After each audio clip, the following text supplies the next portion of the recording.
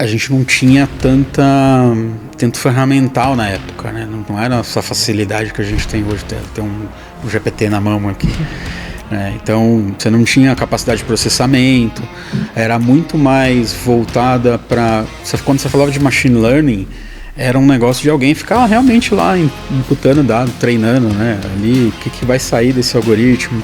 O ChatGPT, quando nasceu, ele abriu muito minha cabeça nesse sentido. Tipo, eu não sei escrever uma linha de código e agora tem isso aqui que eu falo com ele, né? Sem falar muito techniquez, só falando lógica, e ela me devolve um código, né? A gente não teria nada do que a gente tem hoje se não fosse o cientista curioso que fala assim, eu vou tentar 1000 vezes, e o pessoal vai achar que não é nada.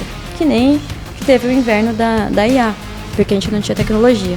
A gente passou aí, não sei, acho que uns 30 anos, né, Saraiva? Foi 30 anos sem... O pessoal fala assim, isso daí não vai dar certo não. Não ia mesmo, né? Com a tecnologia que a gente tinha, não era capaz, né? E aí vocês terem noção do que vocês fazem hoje é fantástico. Até tem um comentário, eu acho que assim, o mundo ele é feito, as grandes inovações acabam vindo de curioso, né? Então, quando junta um curioso, ele vai inventando uma coisa, um curioso inventa outra, e quando vem um cara inteligente e curioso, ele junta todas elas e cria um baita produto, aí ele fica bilionário.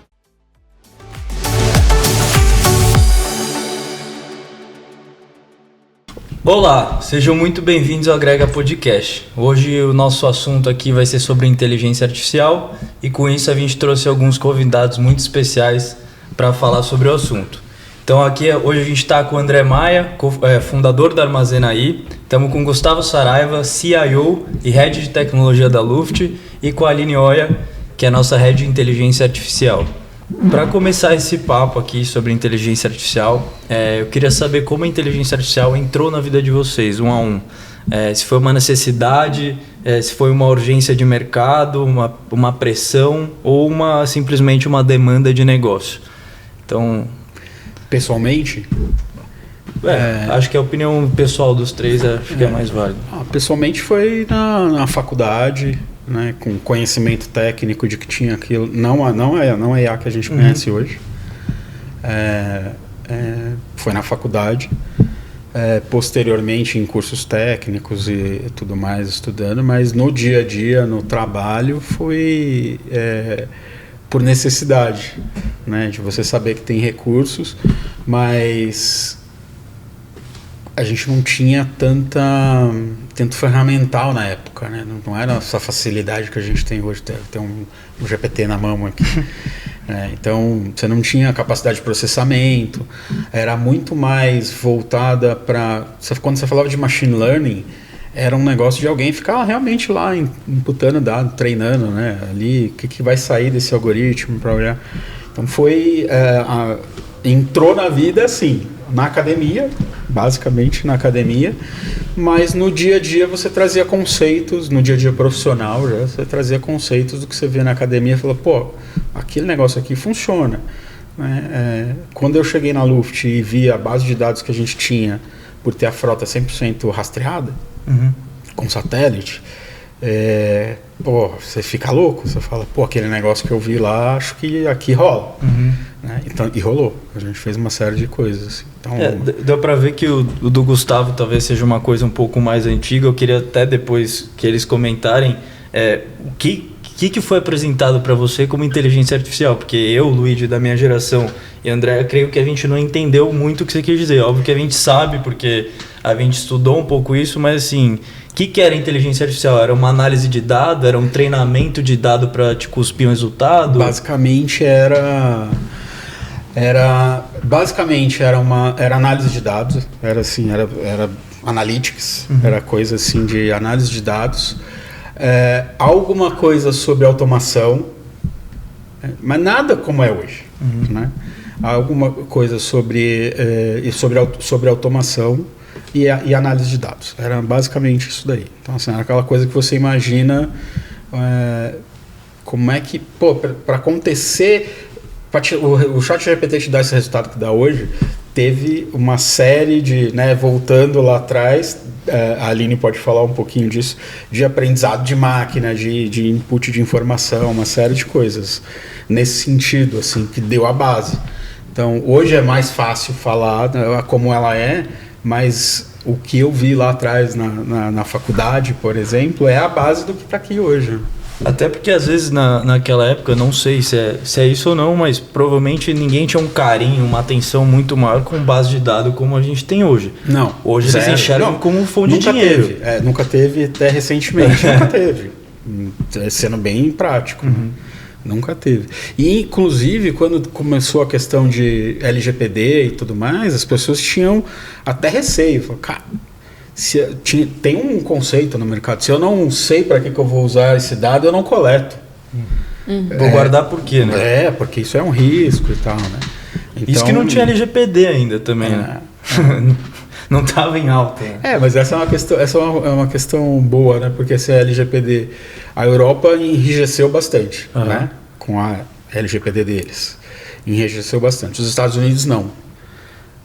Agora eles estão discutindo em dar uma relaxada na Europa, porque os Estados Unidos evoluiu absurdamente com base de dados, com a questão de inovação e tudo mais, e a Europa está vendo que, tô ficando um pouco para trás com esse lance de inteligência artificial, né? Então, assim, são ondas. Então, até para retomar a pergunta, vocês lembrarem do assunto que a gente acabou desviando um pouco, era como a IA entrou na rotina de vocês? Foi curiosidade pessoal, demanda do negócio ou pressão no mercado? Pode falar, André.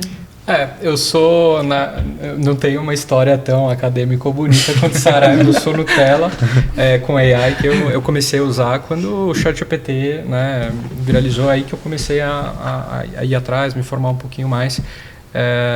E até, né, é curioso, porque é tão curioso, né, tentar entender como funciona, que a gente acaba se aprofundando muitas vezes não por precisar, mas pela curiosidade, né? Parece muito a cabeça de uma pessoa, talvez, né? Ou como a gente pensa. E ela talvez seja até projetada para parecer, né? Então, de fato, o ChatGPT, né? Quando popularizou os chats, de fato, foi quando eu comecei, né? Quando a AI entrou na minha vida e eu vi todo o potencial que ela poderia ter. E até só para complementar até a tua resposta, você acha que foi... Então, mais uma curiosidade pessoal, porque foi uma coisa que estava trending, ainda não era... A gente ouvia falar, mas ninguém falava, nossa, necessidade de ter no seu negócio, tipo, isso aqui é essencial, você está perdendo dinheiro. Antes era, olha esse Google aqui aprimorado que lançou. Tipo, porque antigamente a gente tinha que ensinar nossos avós, por exemplo, a como mexer no Google. Fala, cara, não é igual você falar com uma pessoa, você tem que fazer uma pergunta mais... sensitiva e direto ao ponto do que você realmente quer. E aí quando lançou o ChatGPT, você falava, agora virou ao contrário, finge que é uma pessoa, não pergunta tão, dá um contexto, explica alguma coisa. Então, eu achei muito engraçado isso, muito diferente. E então, meio que respondendo por você, mas te dando essa abertura, provavelmente na sua decisão de usar AI foi mais curiosidade pessoal, correto? Sim. E acho que aquela coisa de... Na verdade, eu também teve um ponto que acho que, olhando agora para trás, foi bem relevante, que foi, né, eu tentei, a gente precisava, a Armazenai tinha surgido, a gente precisava, de alguma forma, né, tirar aquela visão da cabeça e colocar em software, né? Como eu comentei, bootstrap, né, a gente não, né, tinha que dar um jeito, e o que a gente via de solução até a AI sair, que era low code, no code, drag and drop, né, arrasta, não sei o que, não funcionava. Pelo menos nos testes, né, nos estudos que eu fiz e nas tentativas que eu fiz, não funcionava tão bem. E então o próprio, né, o ChatGPT, quando nasceu, ele abriu muito minha cabeça nesse sentido. Tipo, eu não sei escrever uma linha de código e agora tem isso aqui que eu falo com ele, né, sem falar muito techniquez, só falando lógica, e ela me devolve um código, né? Então acho que também teve essa junção de um pouco da necessidade, né, e de ver soluções ou jeitos de fazer que eu não acreditava. E lembrando um último ponto, acho que eu estava fazendo essa reflexão outro dia. Quando eu era adolescente ainda, né, eu vi algum vídeo, algum documentário que falava que algum dia a gente ia conseguir fazer software sem precisar escrever de fato código, conversando com uma máquina e tal. E isso ficou na minha cabeça, né, de quando eu era adolescente aí. E de fato eu acho que eu particularmente, nada contra times de tecnologia, sabe? Mas eu particularmente eu acho que eu não teria nem disposição ou vontade de construir software se não fosse da maneira que eu aprendi que foi com AI, né? Então, eu não nasci fazendo, né, escrevendo código e depois comecei a usar AI. No meu caso, é o inverso, né? E saber do potencial, ou imaginar o potencial, foi o que me fez ir mais a fundo e ter essa curiosidade, né? E a necessidade um pouco. E às vezes você acaba nem sabendo 100% como que lê um código, às vezes você não sabe o que está escrito, mas é o que o André falou, às vezes a curiosidade fala, tá, vou perguntar para o chat, então, o que está escrito aqui? O que essa pasta faz? Como se organiza? Qual que é a lógica? Qual que é o pensamento? Como que você pensa? É uma brincadeira que a gente faz até aqui dentro. Fala, não pergunta nada pra mim, você não perguntou pro chat ainda. Porque ele vai te dar uma resposta melhor que eu. Você tá perguntando por quê? Se ele não conseguir responder, aí sim, fica à vontade, tô aqui super à disposição.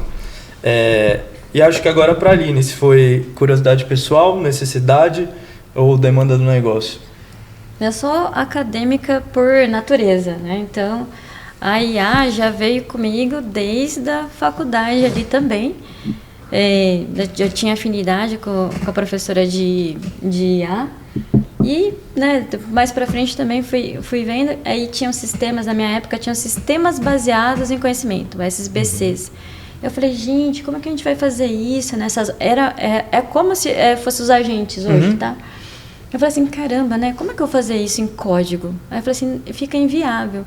E eu sempre queria fazer esse sistema funcionar. Que curioso, né? Gente, cientista quer ficar testando, né? Então, cientista gosta de testar. Caramba, né? Como é que eu vou fazer isso? Né? E aí, óbvio, né? Tinha muito recurso, tinha gente que já tinham sistemas de várias faculdades ali, tinham feito os esquemas, né? Hoje em dia eu vejo que eles eram mini agentes, sabe? Era o princípio dos agentes sem a gente ter toda a tecnologia que a gente tem hoje. Então, assim, a IA, ela veio natural e como eu gosto da parte de biologia, é uma das formações fortes em mim. Eu gosto dessa mistura de tecnologia lógica com a biologia. Para mim, pela minha característica, casou muito bem, né? Porque o biológico, vocês vão ver, né, não casa com o tecnológico. Teoricamente, né, o tecnológico ele faz o quê? 0 e 1, digamos assim. Entre 0 e 1 a gente sabe que tem infinitos números, digamos assim, né? Então, a IA veio casar essa parte do tecnológico com o biológico, o que acontece na realidade, né? Assim, quando eu entrei mesmo de profundidade com a IA, foi que eu trabalhava com genética, né? Ainda é uma paixão minha. Mas no banco de dados genéticos, a gente tem só o gene em si, tem zilhões de definições de gene. E aí, quando veio o banco de dados NoSQL, né, os NoSQL, né, que é o que a gente tem hoje em dia em grandes bases de dados, eu falei assim, poxa vida, isso aqui é muito biológico. Aí eu falei assim, não, resolveu o nosso problema. Que eu queria fazer, na época, um oráculo da biologia. Que a gente falava assim, olha, eu tenho gene tal. Aí vinha as metabólicas, essas coisas todas. Que já era, né, na minha cabeça agora, hoje em dia, pensando que era o chat GPT da biologia. Daí você, poxa, pena que eu não consegui, não tinha que ter verba nessas coisas, né? Mas, assim... Era uma coisa muito mais cara, provavelmente. Muito mais cara. Não tinha poder de processamento, armazenamento. A gente trabalhou... Eu fiz uma iniciação científica também, um aluno ganhou premiação na iniciação científica na época, que a gente pegou um MongoDB, né, para fazer esse novo oráculo, né? Então foi bacana. Aí ela foi entrando na minha vida, eu falei assim, poxa vida, né? Aí fui para a parte jurídica e tal. Aí eu acabei caindo de novo na parte de P&D, né? Então, assim, a minha formação, né, também é doutorado, então acaba que o pessoal gosta de me jogar na parte científica, né? E de descobrimento de novas tecnologias. Então, ela ficou muito natural. E aí, quando veio esse boom de processamento, que a gente fala assim, nossa, agora a gente está com a faca e o queijo na mão, né? Então, assim, e que eu vejo de vocês, né? Particularmente, a minha visão é que tá certo. A gente tem que ser curioso. Todos os cientistas, grandes cientistas, óbvio que a gente tem que passar para a academia para ajudar a gente a evoluir a cabeça. Tem coisas que vocês vão perguntar para um acadêmico, mas o mais importante do ser humano é ter curiosidade, né? E esse que vai movimentar, isso é que movimenta. né? É você testar, dar errado, não, vou fazer de novo, né? Que nem a invenção da lâmpada. Quantas vezes Thomas Edison testou a lâmpada? Para depois ainda falar assim, para que serve isso? Né? E a gente dá bem que ele não desistiu. E é assim, né? Uma pessoa curiosa é muito valiosa. Lógico que sim, a gente não teria nada do que a gente tem hoje se não fosse o cientista curioso que fala assim, eu vou tentar 1000 vezes. E o pessoal vai achar que não é nada. Que nem que teve o inverno da IA, porque a gente não tinha tecnologia. A gente passou aí, não sei, acho que uns 30 anos, né, Saraiva? Foi 30 anos sem... O pessoal fala assim, isso daí não vai dar certo, não. Não ia mesmo, né? Com a tecnologia que a gente tinha, não era capaz. Sim. Né? E aí vocês terem noção do que vocês fazem hoje é fantástico. Né? Eu via os primórdios, e eu sei o quanto é difícil, e eu agradeço a todos os cientistas que não desistiram. Obrigada pelos artigos. Né? Se a gente tem isso hoje é porque vocês estudaram e vocês continuaram. Eu sei como que é verba para pesquisa. Né? Obrigada. Mas eu acho que pegando o gancho do que você está falando da biologia, eu acho que tudo é uma transformação. Né? Não necessariamente quando a Amazon lá atrás lançou a AWS, botar um computador para super poder de processamento, baixo custo, não necessariamente estava pensando na IA de retorno. Mas aí alguém ali olhou e falou, pô, mas peraí, isso aqui que era inviável agora fica viável. Esse outro negócio aqui, com a quantidade de armazenamento que tem, pô, agora fica viável. Né? Os algoritmos, na época da academia que eu estudava, eram aquelas coisas, o cara ensinando o computador que era um gato, que era um cachorro, que era... tem 4 patas e é peludo. Pô, os dois têm, né? Então não dá... tem não sei o quê... Um se lambe e outro não. Era assim. Acho que ele se lambe, entendeu? Mas assim, era isso daí. Eu acho que a evolução tecnológica vai trazendo essas possibilidades. E aí tem os mentes brilhantes, que é o cara que fez um negócio lá, que olha e fala, não, mas isso aqui eu uso com isso. Né? Então acho que o conhecimento e conhecimento cruzado, por isso que eu acho que é tão importante o nosso ecossistema aqui interno, que é essa troca de informação que possibilita esse tipo de coisa. Até tem um comentário, eu acho que assim, o mundo ele é feito, as grandes inovações acabam vindo de curiosos, né?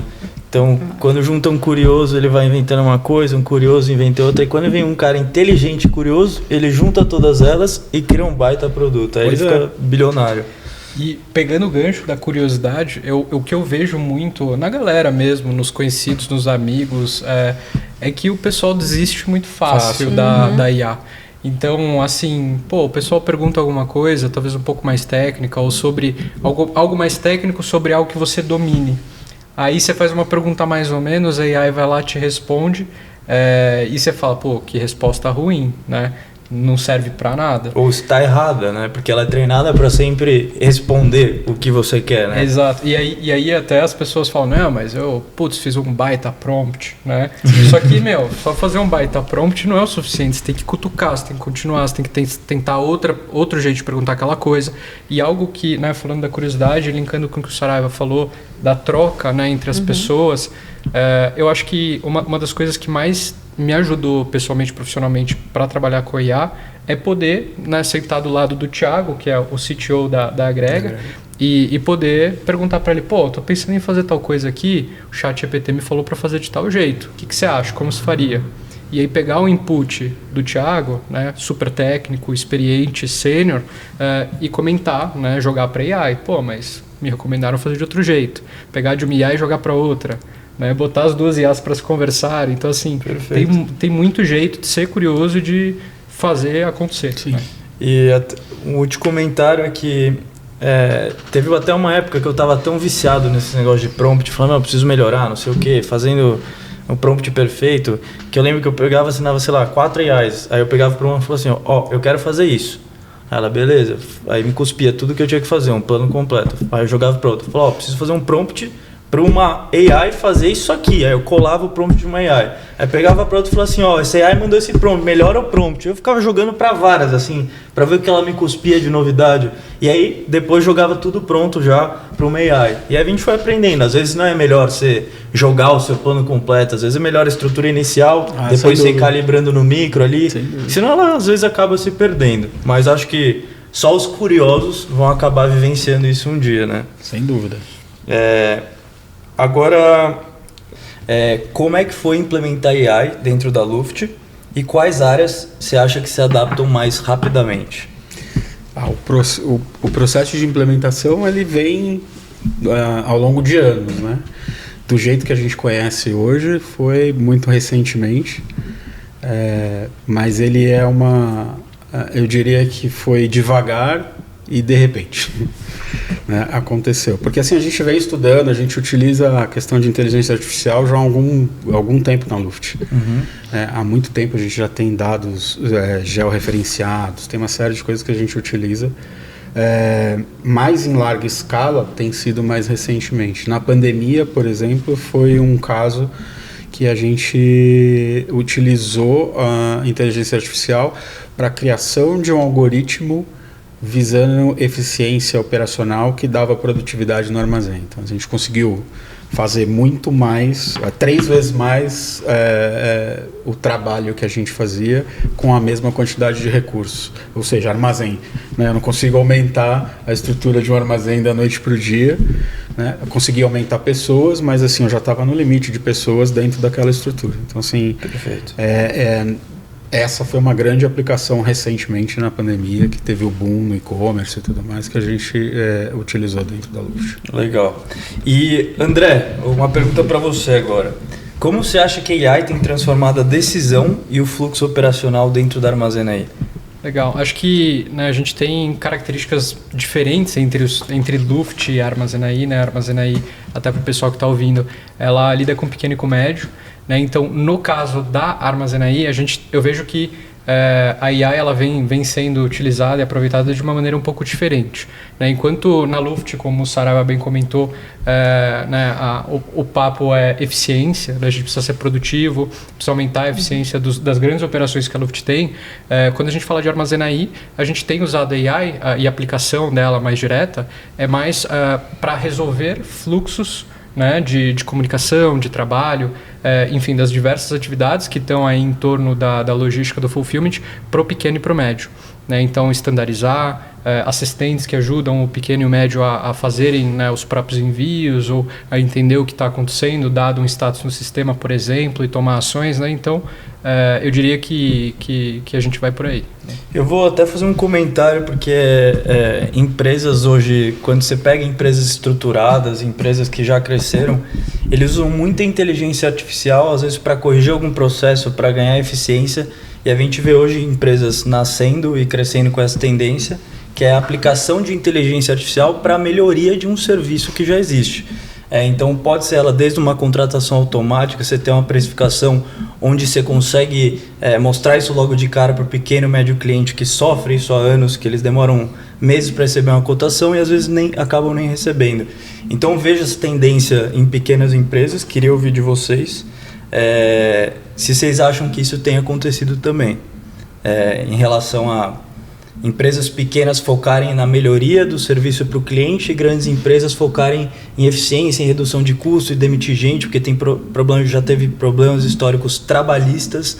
Vocês veem essa tendência? O que vocês acham? Eu acho que, se puder, pessoal, eu acho que tem uma diferença importante, como você está comentando, entre o pequeno e o grande. Né? O grande, a gente conhece as multinacionais, backlogs gigantescos, né, de tecnologia para tirar do papel, processo, muita gente, muito processo. Né? Então, o que eu enxergo é que a gente vê os grandes tomando essas, né, indo para esse lado, né, de redução de custo ou de tirar projeto que está engavetado, digamos, ou que não consegue tirar do papel. E aí também fala de eficiência, né, porque está entregando mais código, mais o que quer que seja, né, processo, de forma, né, com AI. Já para o pequeno, falando da Armazenaí, a gente não tinha muita opção. Né? Então é um negócio que nasceu dentro da Luft, bootstrap, né, sem investimento. Então a gente tinha que produzir, foi necessidade, né? Fazer mais com menos, digamos mais ou menos assim. Então foi necessidade. Acho que a necessidade fez com que a gente fosse, né, virasse AI first, digamos assim, né? Desde o comecinho até o nome. É engraçado que o nome tem o laranja no final, no AI, né? É proposital. A gente não sabia para o que a gente usar a AI quando a gente fundou, mas a gente já sabia que tinha um grande potencial. E começou a ser fundada, né, a base tecnológica com AI.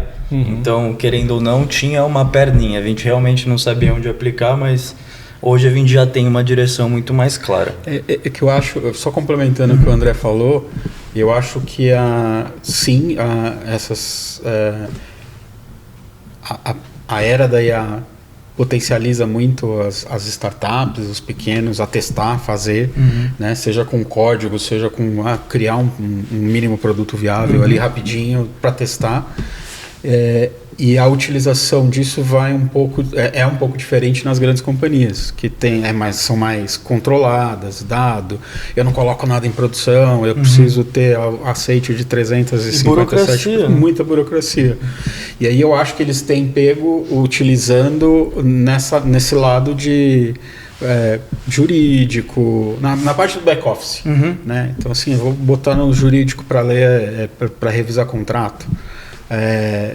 No atendimento ao cliente, como a gente usa para disponibilizar a informação para o cliente. Perfeito. Então, acho que sim, são aplicações da mesma solução, mas por caminhos diferentes, por conta da natureza do dia a dia, né? Das e vivência, às vezes a empresa grande já está toda estruturada, tem um monte de burocracia, tem essas questões de segurança. A gente vê muitos problemas acontecendo com startup que começam a crescem descontroladamente, às vezes falta um pouco de segurança, etc.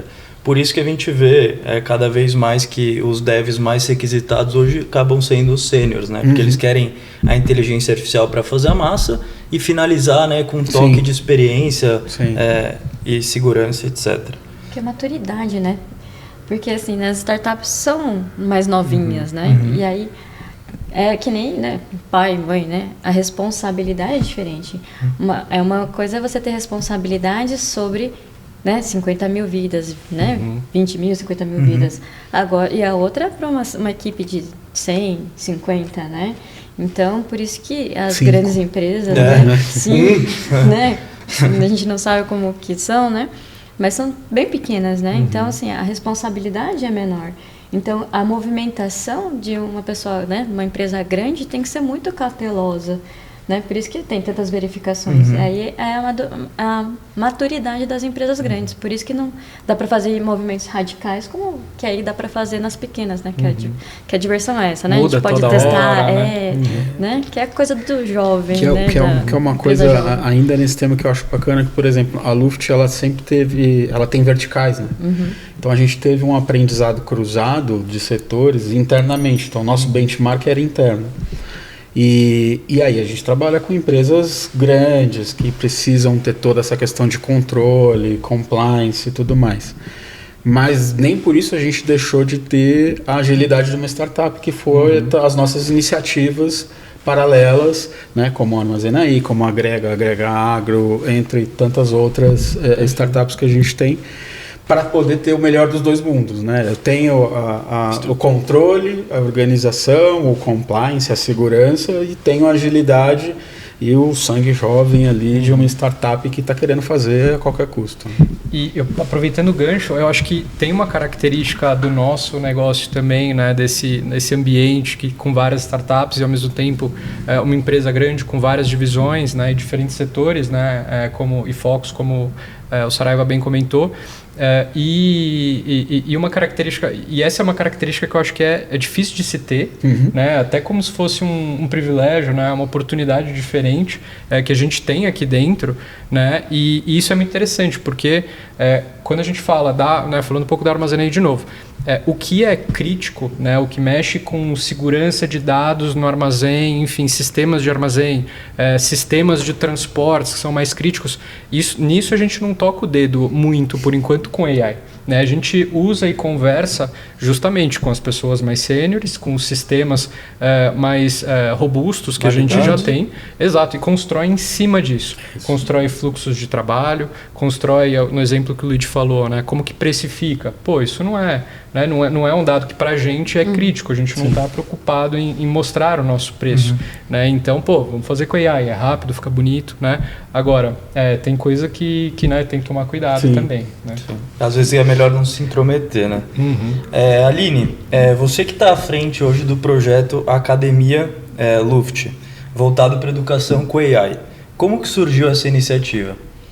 Essa iniciativa, né, veio né, do Luciano, né, o presidente, porque ele já me trouxe, né, justamente para fazer isso, para trazer a educação para a Luft.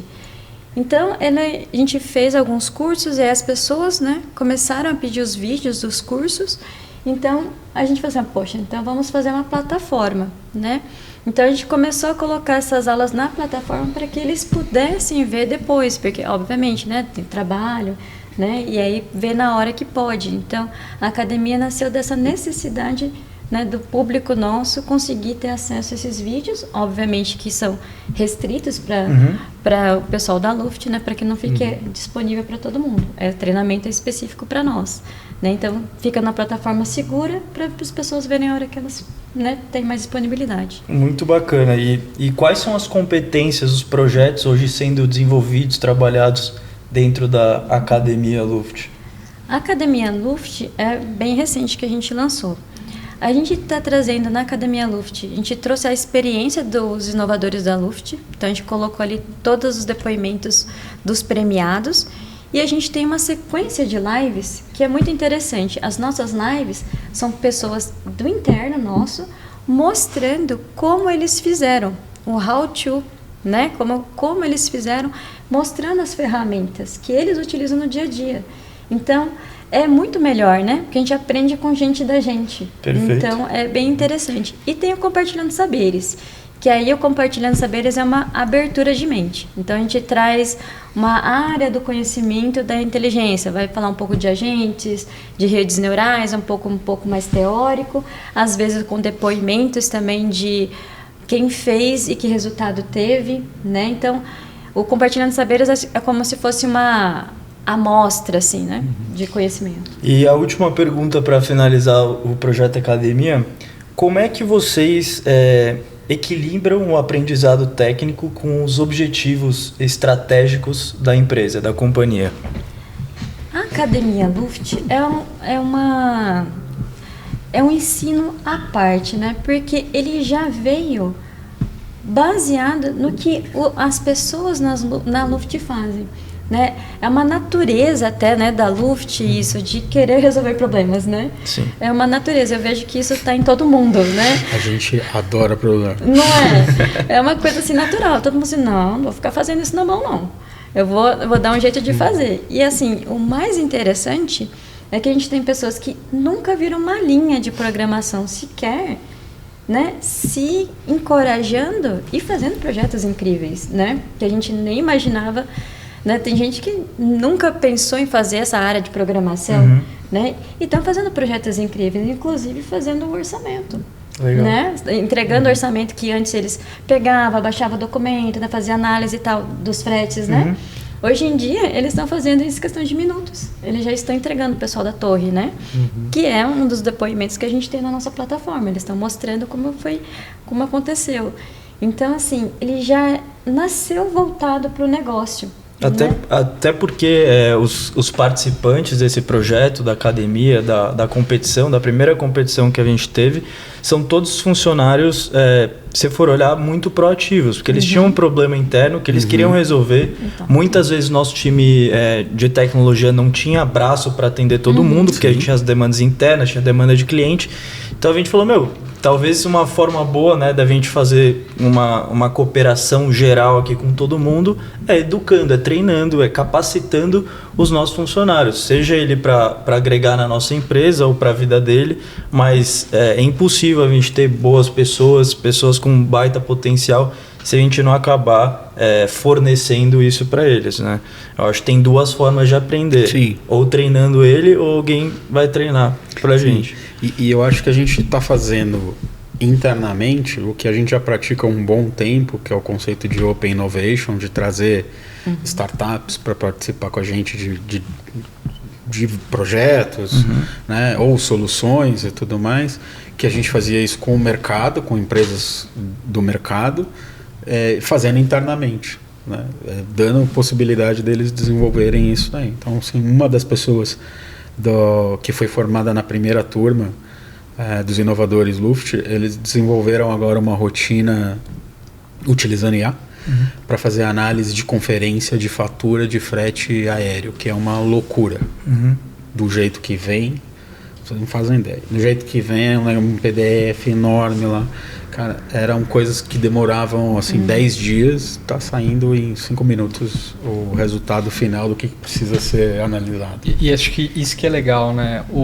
Quando as pessoas começam a participar, né, e trocar com os outros, primeiro que assim, acho que um ponto que é, pelo menos para mim, é importante, né? A gente vê um monte de ferramenta de IA por aí. Muitas delas a gente fica sabendo porque alguém foi pago para divulgar, né? Então a gente não consegue saber se é bom sem de fato usar. Quando a gente vê casos, né, casos de uso, conversa com pessoas do nosso dia a dia, pessoas mais experientes, menos experientes, enfim, a gente consegue, né, entender talvez, essa ferramenta parece legal, vou testar de fato, né, vou me aprofundar, enfim. Acho que isso é um ponto super interessante e além disso, acho que essas trocas, né, que a gente tem, ou que as pessoas têm no grupo, na academia, são muito importantes para justamente causar esse sentimento que as pessoas já tinham, né, do tipo, que saco fazer esse processo, que saco fazer essa atividade, ou não tenho tempo para fazer tudo que eu tenho que fazer. E aí, vendo exemplos de pessoas que também tinham atividades que não gostavam de fazer, ou não tinha tempo para fazer, e que estão resolvendo com IA, ou usando de IA, seja para instruir, seja para fazer código, daí elas começam a querer tirar do papel. Sim. Né, e com o suporte de tanto da Aline quanto de pessoas de tecnologia e pessoas mais técnicas que, né, vão fazer com que a pessoa de negócio que sabe as dores que ela tem, que sabe como adicionar valor para o cliente, que ela faça algo que de fato faça isso, né, dê liberdade, mas com certos guidelines, né, seguindo os guardrails aí. A gente vê até por casos pessoais. Eu, o André, o Luca, fomos grandes early adopters de inteligência artificial aqui dentro da empresa. E assim, a quantidade de dinheiro que a gente já gastou testando ferramenta por falta de informação foi um negócio assim, astronômico, mas que acabou gerando muito valor. A gente aprendeu várias coisas, a gente aprendeu que ferramentas eram boas ou não, e a gente até conseguiu convencer amigos próximos nossos que tinham esse receio de utilizar, mostrando como é que utilizava, né? Então a gente conheceu plataformas, wrappers novos, e cada vez dava um mês, o outro melhorava, a gente parava de assinar, trocava assinatura. E hoje alguns amigos nossos, a gente está ainda conseguindo convencer o pessoal a usar, porque tudo que a gente quer é o bem deles também. A gente já vê eles usando, fazendo plataforma, plataforma de bonificação para vendedores dele, que antes ele tinha um controle lá de Excel, ou usava um CRM caro pra caramba. Então, às vezes essas soluções simples e encorajar os seus amigos dão um baita resultado.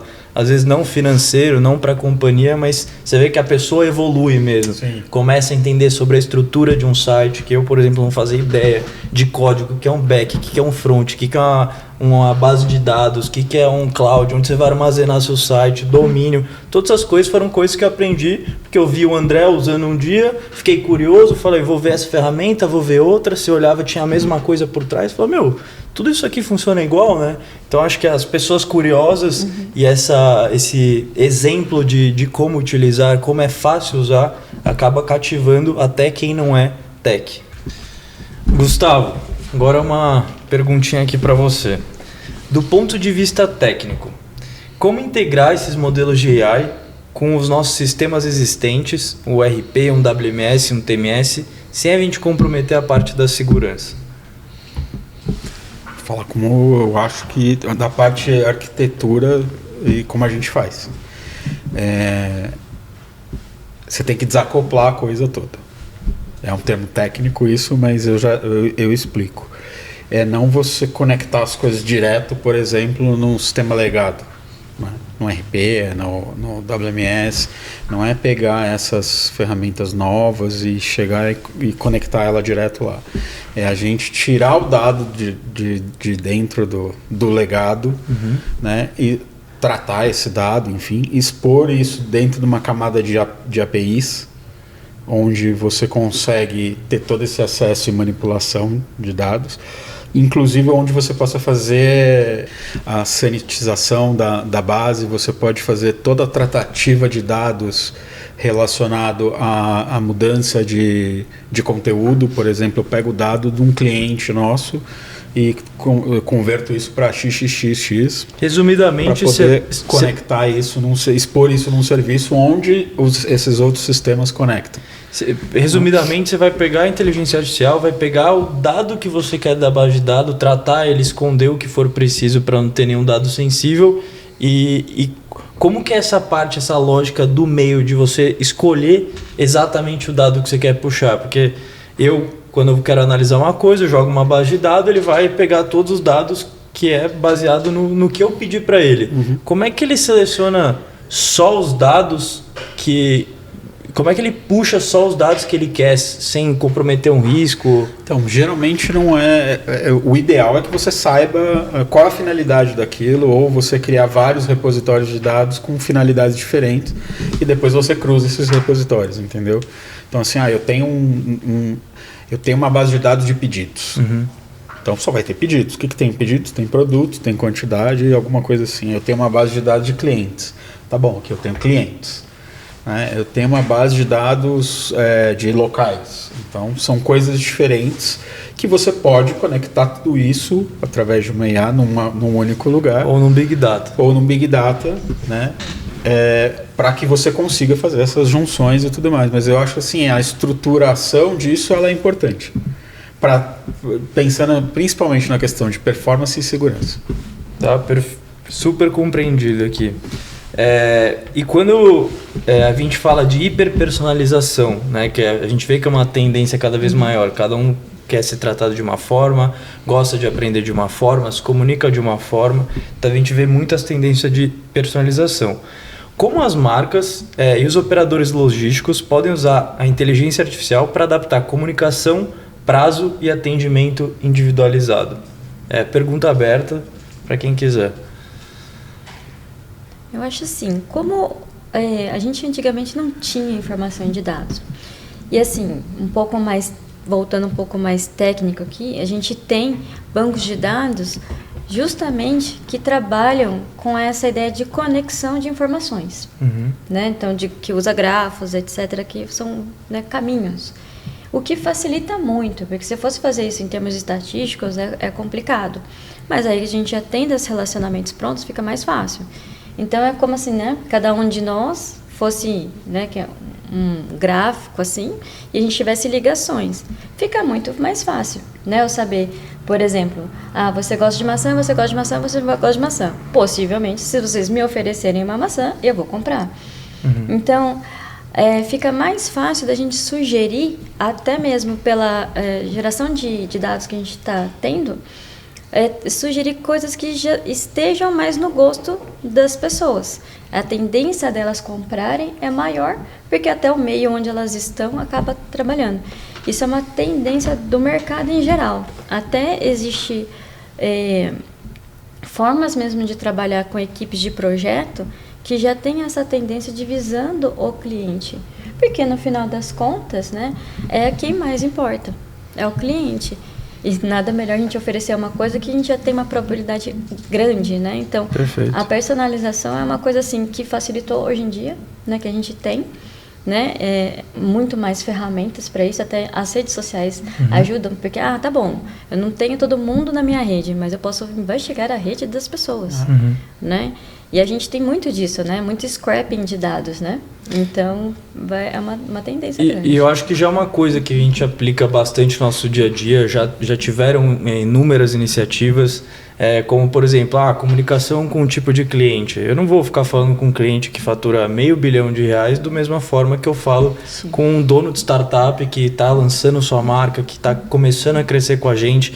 Então, como é que a gente faz essas diferentes comunicações? A Amazon queria, às vezes, uma pessoa, queria algo mais técnico, e às vezes a gente falava com um cliente nosso que nem queria falar com alguém, ele só queria a resposta pronta. Então, para ele, um chatbot atenderia isso. A gente vê outros casos, como na Luft Agro. Vão ter clientes que eles vão, na hora que eles pedirem uma localização, o status de um pedido, eles vão pedir X, Y, Z informações. Os outros clientes vão querer saber outras coisas. Né? Então, acho que essa personalização ajuda até a gente, principalmente no atendimento do cliente. Sim, muito. A ter essa relação. E o mais legal de tudo isso é que a inteligência artificial acaba padronizando todos esses dados, independente da forma que ele está se comunicando com o nosso público, trazendo uma base unificada e centralizada para a nossa base de dados, que hoje a gente vê essa importância toda. E acho que o que é muito legal também é que é multimodal, digamos assim, né? Você pode conversar por imagens, pode conversar por texto, por voz, enfim. Além, é claro, do que vocês estavam falando, né, que acho que a gente tem um exemplo na Armazena aí que é interessante comentar, que é um assistente que a gente tem para um tipo de serviço, né, um tipo de cliente que a gente presta prep services, né, então serviços de preparação para enviar produtos para os fulls de marketplaces. E esse assistente, você consegue conversar com ele de diversas maneiras, né? Então diversos modais, digamos, e também a gente consegue delimitar isso para qualquer chatbot, qualquer interação de chatbot com a AI, você consegue delimitar o tom, você consegue falar o que a AI pode responder, o que ela não pode. Né? Então, se o usuário quiser usar o assistente AI da Armazena aí de prep para, por exemplo, sei lá, fazer perguntas, receita de miojo, ele não vai conseguir, porque a gente delimitou e escolhemos um tom, né? Então, acho que é muita flexibilidade e isso é muito interessante, ainda mais quando conectado com essas, né, com as bases de dados replicadas e seguras, enfim, para a gente conseguir de fato consumir essas informações. Né? E hoje acho que a gente vê novas aplicações meio que comprovando isso que a gente está falando. Eu vi recentemente, já tem uns 3, 4 meses, mas hoje deve estar mais evoluindo ainda, atendente ou SDRs com ligações proativas para cliente para converter ele. Fala, vi que você deixou um negócio no carrinho, porque você não finaliza. E a conversa super natural, e o que mais me impressionou foi a velocidade de raciocínio. Sim. Então, geralmente tem aquela pausa. Eu fui recentemente para a China, usei o tradutor, você tem uma interação meio travada, porque não é tão rápido. Mas a gente vê que tem modelos treinados que eles estão muito mais evoluídos nessa velocidade. O que dá a sensação, principalmente para uma pessoa um pouco mais sênior, de 60 para cima anos, que ele está falando com o atendente mesmo, com o vendedor. E quem sabe, uma coisa que eu ouvi que eu achei interessante, acho que, né, a minha opinião é que isso talvez se torne verdade, pelo menos falando de mim, é que a gente vai preferir ser atendido por robô, né, pela AI, futuramente, do que por um humano, né? Porque e isso é interessante, né? Não sei que link vai fazer com isso, mas eu, por exemplo, como pessoa, eu prefiro ser atendido por um robô hoje em dia, porque assim, eu sei que eles ainda estão preocupados com a informação, com a integração, então ainda ele não vai provavelmente ter uma malícia de esconder alguma informação. A gente sabe muito bem que às vezes fazendo a pergunta certa a informação acaba saindo, né? Então, onde eu posso fazer coisas proibidas em São Paulo? Ele falou, não posso te falar. Onde que eu não vou para não encontrar coisas proibidas em São Paulo? Ele falou, então esse lugar. Então, às vezes tem um jeitinho. Então, eu gosto de falar hoje com o robô porque eu sei que ele tem o acesso à informação e eu sei que eu vou conseguir ela rápida. Se eu não puder, tiver alguma restrição, ele só vai me bloquear e aí eu tento de outra forma. Outro, até falar com o atendente. Né? Que é sempre o caminho mais rápido. A automação hoje, acho que ela vem junto com a mudança de mentalidade também. E tem uma resistência, principalmente da nova geração, em além de perguntas genéricas ao ChatGPT. Muito relacionado também não só ao prompt, mas à profundidade das perguntas, das requisições que são feitas. Quais habilidades humanas vocês acham que vão continuar essenciais nesse novo cenário da AI sendo essencial para o nosso negócio no dia a dia? Então, quais características humanas vocês acham que vão ser super valorizadas nos próximos 5, 10 anos com uma evolução da inteligência artificial? Eu acredito que... Né, eu ouvi tem pouco tempo, achei interessante, que pessoas de produto, né, que lidam... Produto, projeto, enfim... que lidam com o cliente, mas ao mesmo tempo lidam com operação, enfim. Acho que, né, eu vi que vai ser a era dessas pessoas, né, porque elas vão ter a capacidade de tirar do papel o que elas têm na cabeça. Né, então, acho que essa característica, né, um pouco linkando com a curiosidade que a gente estava falando, a visão de design até, não no senso, né, de designer formalmente falando, mas de como um fluxo pode funcionar, como que um workflow, né, do início ao fim é bom para o cliente, é bom para a gente, enfim. Eu acho que isso é uma característica que vai ser muito importante, que a gente tem, né, e que a gente precisa guiar e direcionar, porque não adianta nada a gente fazer um baita sistema ou, né, conseguir tirar um baita código botar em prática, mas o cliente não gostar, não ajudar, não trazer valor, né? Então, eu acho que um ponto que você falou que é muito importante é essa parte da curiosidade, porque eu acho que ela te leva a muitas outras coisas. Eu ia no começo falar de uma pessoa que é empática, que observa as coisas, que tem uma visão macro de negócio, de futuro, só que eu acho que tudo isso leva através da curiosidade, principalmente você ter uma ferramenta dessa na mão. Então a gente sabe que às vezes você tem uma curiosidade no ChatGPT ou no Gemini ou qualquer outro, você começa fazendo uma pergunta, você acaba em outra. Às vezes você vai procurar o assunto, você vê o título da conversa, não tem nada a ver com o que você acabou falando. Porque você pergunta o negócio, aí ele te responde, aí você fala, tá, mas como é que funciona isso? Aí como é que funciona aquilo? Aí você já muda a sua ideia. E aí vira um outro contexto. Sim. Então, eu acho que as pessoas curiosas, que não se contentam com pouco, que tem mais a ganhar com isso. Acho que concordo, curiosidade, e eu acho que quem consegue, de alguma forma, ter um pensamento sistêmico e uma visão holística da coisa. Né? Concordo com a visão de produto também, que eu acho bem legal. Mas assim, se você consegue ter um panorama amplo daquilo, significa que você tem mais repertório, porque, enfim, você viveu, conviveu, conheceu, trabalhou, e isso te dá possibilidades a mais, né?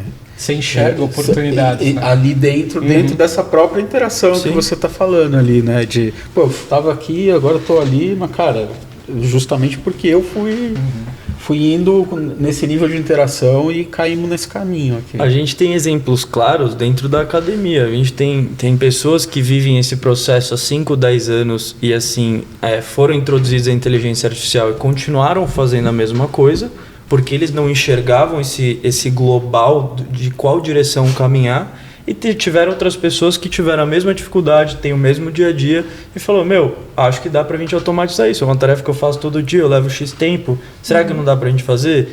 Como que eu posso fazer isso? Que era um cara curioso também. Então, quando eu falo de curiosidade, vai te dando vivência. Você trabalha no setor, trabalha em outro e vai absorvendo essas coisas, no final você sabe do negócio inteiro. Sim. Mas isso acontece com gente curiosa. Acho que tudo starta ali, inclusive de como você tem as suas interações com o ChatGPT.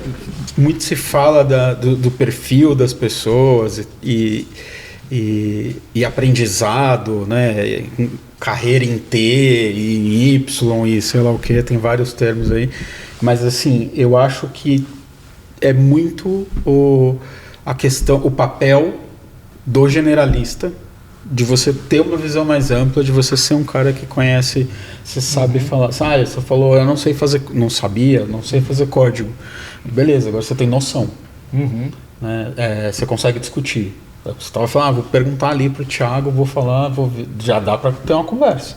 Então você tem, sendo generalista, eu acho que hoje, óbvio que você vai precisar dos especialistas em pontos importantes, mas na grande maioria eu acho que o generalista sai fortalecido nessa discussão aí. Eu concordo plenamente, eu acho que é até engraçado, porque hoje em dia, se o André provavelmente estiver desenvolvendo alguma coisa ali, brincando num produto novo ou desenvolvendo a plataforma mesmo, e ele pediu o conselho de qualquer desenvolvedor dentro da empresa, seja ele mais sênior, ele vai querer uma segunda opinião. Sim. Do chat. Sim. Porque ele, além de aplicar aquilo, ele quer aprender. É a melhor solução? Por que é a melhor solução? Como é que você sabe? Já testou? Qual a aplicação prática disso? Então, mais um ponto pro curioso, que eu acho que acaba fazendo você pensar diferente. E o preguiçoso também, porque ele não quer fazer 2 vezes. Então ele faz uma vez só que bem feito. Acho que eu me encaixo um pouco mais nesse grupo também. Eu anotei aqui, eu não lembro de qual. Depois eu vou ver qual foi o livro que eu li. Mas tinha uma frase bem legal que falava que a inteligência artificial ela é tão inteligente quanto a intenção humana de quem está por trás dela interagindo, entendeu? Assim, depende muito de você, né? E se vocês fossem definir um top 3 de ferramentas de AI para as pessoas que estão nos assistindo, que ainda não tem, acabam usando só um ChatGPT, um Gemini, a versão de graça ainda, quais são as 3 ferramentas que vocês recomendariam e por quê? Cara, eu recomendaria o GPT e o Gemini na versão paga. E o André vai ficar bravo comigo e o Lovable. Porque, cara, é assim, se alguém quer começar, eu acho que é a mala de ferramenta ideal ali, entendeu? Uhum. Essas 3, até para brincar, adoro fazer vídeo com o Gemini, fazer imagem. Porra, imagem eu adoro Nano Banana. Nano Banana é muito bom. É muito boa. Até para criar imagem para artigo, para post, uma série de coisas, mas assim, eu acho muito boa. Cara, eu iria nessas 3. Excelente, vou até repensar as minhas, sinceramente, porque eu acho que ia ser igual, mas... Aproveitando o gancho, Lovable é a minha ferramenta top 1. Acho que, né, contando algo curioso para quem está assistindo, vocês já sabem, mas a gente nessas de, não conseguia tirar com no-code, low-code, uma plataforma né, para botar no ar para os clientes da Armazenaí, enfim, a gente foi vendo soluções e a primeira solução não chamava nem Lovable, era GPT Engineer. Né, e a gente começou a assinar, quando comecei a usar, curiosamente, né? Junho do ano passado, isso. Acho que um pouquinho depois, mas assim... Eu acho que eles trocaram o nome, acho que em outubro. Por aí, mais ou menos antes de um grande lançamento que eles fizeram. E aí foi super interessante, a gente, né, criou até uma certa proximidade com eles, com os fundadores, e aí a gente viu o Lovable nascer, né? Uhum. E essa ferramenta que impressionou a gente desde o começo, a gente já viu como melhorou em um ano, enfim, e como o Saraiva comentou, ela faz com que a gente consiga tirar né, coisas bonitas, legais, aplicações web, sem ter conhecimento técnico, só conversando com lógica. E acho que assim, quem testar e não gostar é porque é preguiçoso. Tô brincando. Mas... desculpa, só me meter aí, mas eu acho que assim, cara, o Lovable se tem uma ideia, você quer testar, cara, tá ali. Entendeu? Pra fazer... Tem back, tem front, base de protótipo. Dados. Depois, se isso tudo vai pra produção, você não vai, que aí começa essas discussões de... Cara, pra mim, ele tá ali pra tirar as coisas do papel, pra fazer, pra testar, dá, não dá, cria... Eu acho que é fundamental. O Lovable com o Dev Senior. Voa. A gente sabe. E aproveitando, né, falando de Dev Senior, eu acho que minha ferramenta top 2 seria o Cursor. Né? Acho que o Cursor é uma ferramenta que devs, né, usam mais, pelo que a gente tem acompanhado, um pouco mais profissional, mas para quem está começando, ela, né, é mais difícil.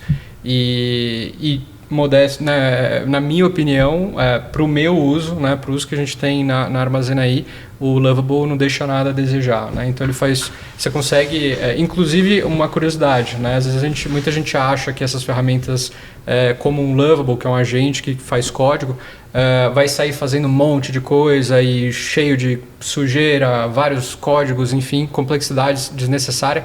Mas o que eu tenho percebido, pelo menos eu tenho percebido, é que é o oposto. Para mim, se eu uso o Cursor sem delimitar muito o que ele está fazendo, ele sai fazendo um monte de coisa. Já o Lovable, eu acho que ele é feito para pessoas que não têm muita experiência, então ele policia um pouco para o próprio usuário se ele não faz. Né? E a terceira ferramenta, acho que não pode faltar, é o próprio ChatGPT, que é o nosso amigo do dia a dia, abre o celular, pergunta na hora. É o que mais nos conhece, né? Exato. Que a gente tem mais interação.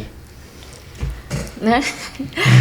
Vocês sabem que eu sou da parte mais estudiosa, assim, né? Perplexity. Então, Perplexity, com senha, Cloud. Sim, a minha ferramenta principal mesmo, eu gosto muito da Cloud AI, né? Porque ela tem essa pegada corporativa, né? Então, até algumas pessoas que eu sigo, assim, né, no LinkedIn lá de fora, é uma ferramenta que o pessoal tem utilizado muito, né, o MCP e tudo mais. Então, código, o design dela é excelente. Então, assim, é muito rápido da gente conseguir ensinar e mostrar a nossa ferramenta, ela cada vez assim, contas, né? Eu sou muito ligada em contas, então os resultados matemáticos dela são mais precisos, porque muitas pessoas vêm me procurar para fazer contas, né? E aí eu precisava de uma ferramenta que eu pudesse confiar. Então a Claudê me traz isso daí, confiança e design. Então ela é minha favorita para isso.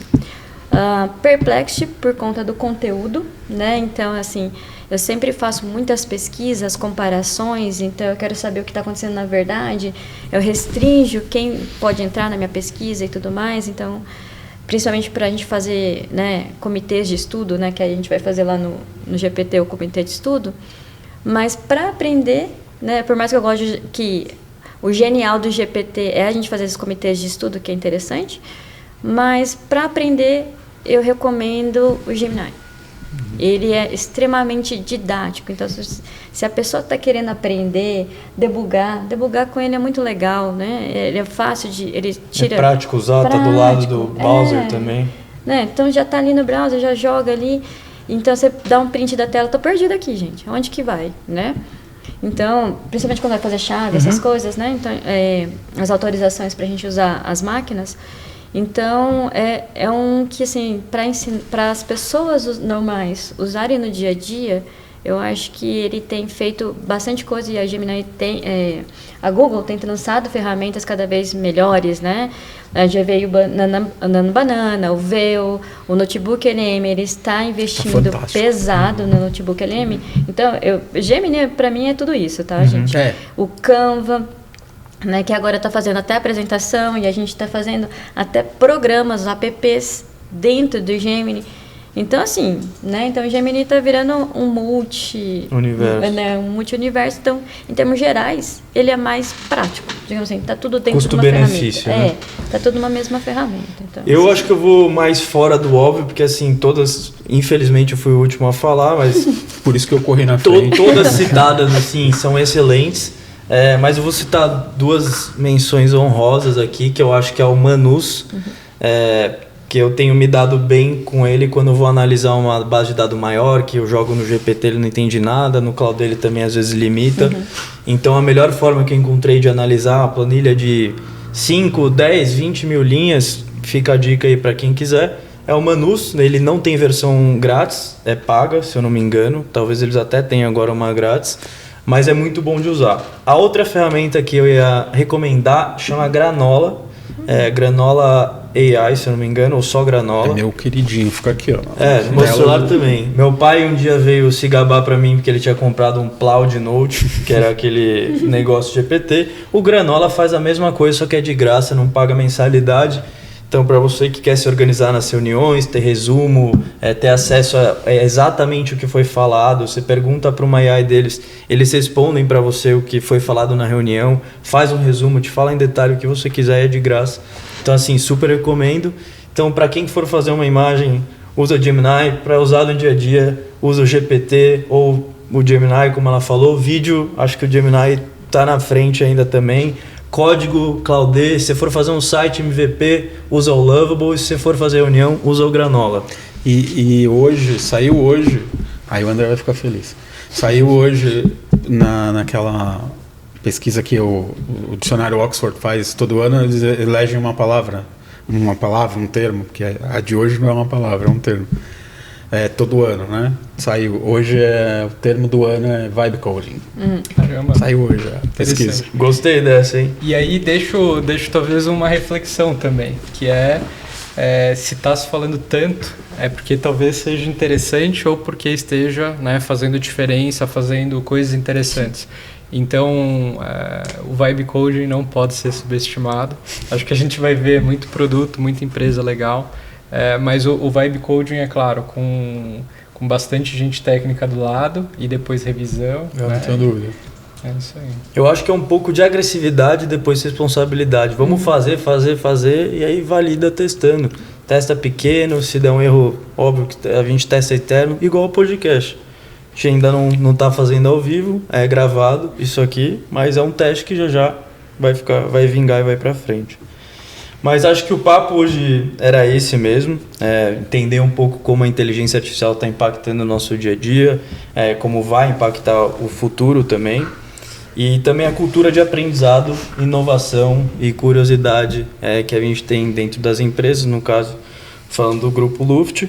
Então, eu queria agradecer vocês por essa troca de conhecimento e falar para vocês todos seguirem a gente nas redes sociais, ativar o sininho, se inscrever no canal e fiquem ligados para os próximos episódios.